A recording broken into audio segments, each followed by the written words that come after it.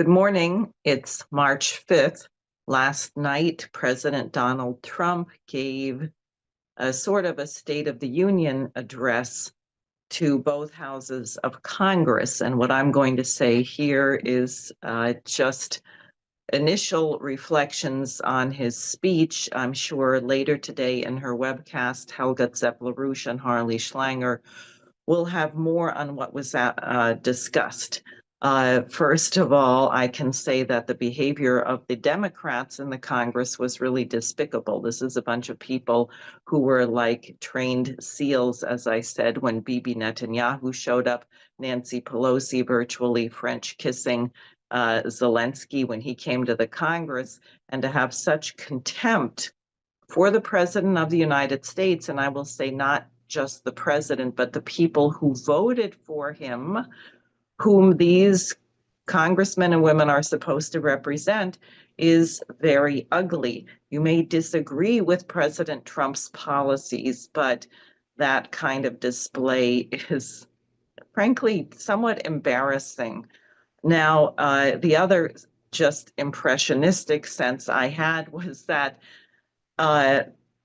what we experienced under the Biden administration was completely insane.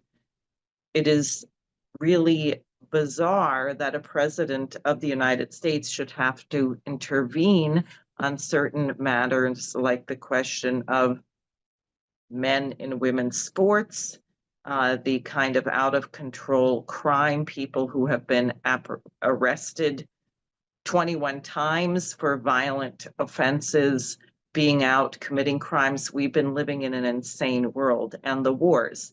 The Biden administration presided over the deaths of millions of people worldwide. So following that, it shouldn't be hard to look good, for people to feel like they're getting someone's leg off their neck. And President Trump did that very well. He also had people in the audience whose stories referenced some of these problems. He spoke about the fact that today, President Zelensky of Ukraine, and I use the word president advisedly since he has not elected, he's passed his constitutional mandate, did send a note expressing his contrition for what happened at the White House Friday, and saying he's now ready to talk about peace and sign the minerals deal.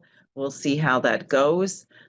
President Trump said that Russia wants peace. If he can end the Russia-Ukraine war, that will indeed be a major victory. He did not, I'm happy to say, crow about Israel. He did speak about his Abraham Accords and the fact that he's gotten hostages released. Also, that reminds me that early on in the speech, Congressman Al Green, who has been a strong advocate for the Palestinian people and against genocide, got himself carted out, yelling. I don't know what he was yelling about. Again, I don't believe that's really appropriate decorum when you are a member of the Congress and are able to voice your opinion. You don't have to interrupt. You have plenty of opportunities to speak. You got elected. You don't need to disrupt the president of the United States.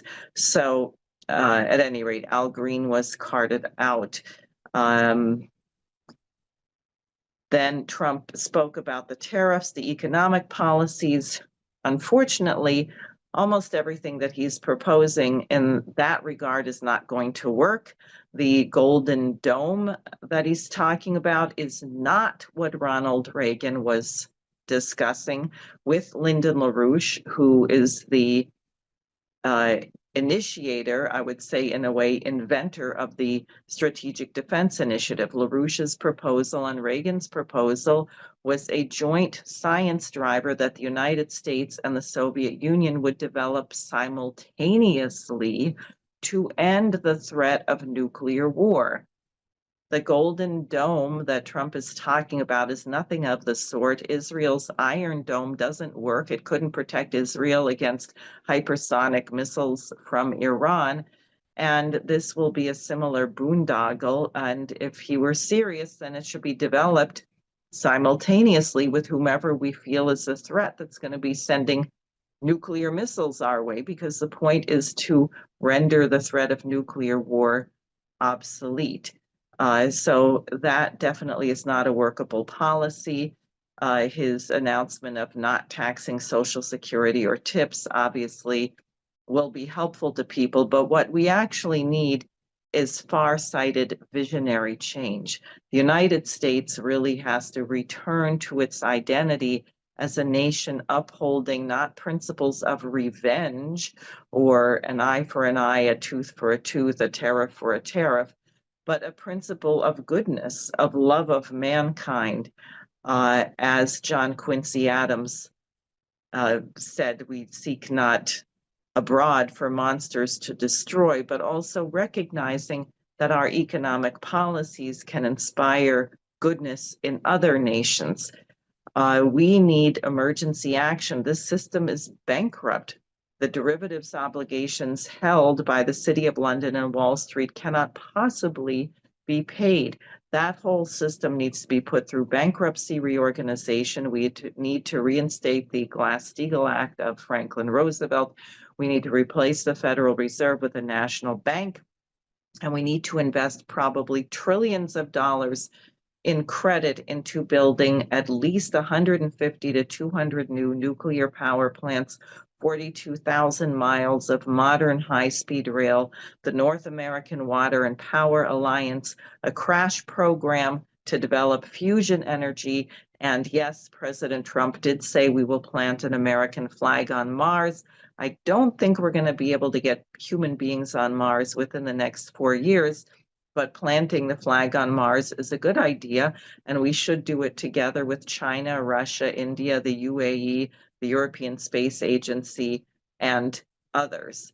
So as I said, today at 11 a.m. Eastern Time, Harley Schlanger and Helga Zeppel-Rouge will be doing their weekly broadcast. They may have more on other matters. Let me just say that the Arab Summit, I don't know what the final result of that was, but Egypt put forward a proposal for costing $53 billion over 5 years. Think about that, 1/6 of what we've given Ukraine to kill a million, get a million of their own people killed, I should say. $53 billion over 5 years, keeping the Palestinians in place.